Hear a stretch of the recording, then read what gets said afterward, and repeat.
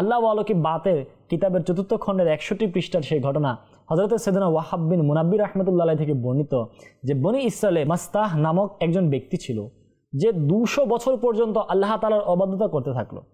যখন সে মৃত্যু করলো তখন লোকেরা তাকে পায়ে ধরে টেনে নিয়ে ডাস্টবিনে ময়লা স্তূপে ফেলে দিয়ে আসলো। আল্লাহ তাআলা ওই জামানার যিনি নবী ছিলেন হযরত মূসা আলাইহিস সালাতু ওয়াস সালাম এর নিকট ওহী প্রেরণ করলেন যে ওই ব্যক্তির জানাজার নামাজ আদায় করো। তিনি আরজ করলেন, হে আল্লাহ, বনি ইসরায়েলরা বলেছে সে ২০০ বছর পর্যন্ত গুনাহ করেছে, আল্লাহর অবাধ্যতা করে কাটিয়েছে।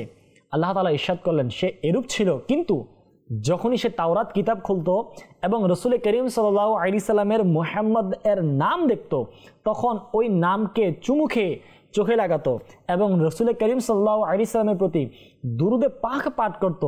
বাস আমি তার এই আমলকে কবুল করে নিয়েছি, তার গুনাহকে ক্ষমা করে দিয়েছি এবং ৭০ জন হুরের সাথে ওই গুনাহগার ব্যক্তির বিবাহ করে দিয়েছে। আল্লাহু আকবার। একটি ছোট্ট আমল দেখতে যায়, নবী পাকের নামের সম্মান করেছে বনি ইসরায়েলের একজন উম্মত, নবী পাকের সম্মান করেছে হযরত মূসা আলাইহিস সালামের জামানার একজন ব্যক্তি। ২০০ বছরের গুনাহ আর একটি ইবাদত ২০০ বছরের গুনাহকে মিটিয়ে দিয়েছে। ৭০ জন হুরের সাথে বিবাহ বন্ধনে আবদ্ধ হয়েছে নবী পাকের সম্মান করার কারণে। আর আমি আপনি উম্মতে মুহাম্মদী, এখন আমি চিন্তা করি আমাদেরকে কতটুকু সম্মান করতে হবে। রাসূল পাক সাল্লাল্লাহু আলাইহি ওয়াসাল্লামের নাম মুবারক যখন আসে, সেই মুবারকময় নাম যখন আসে তখন কিভাবে আমাদেরকে সম্মান করতে হবে।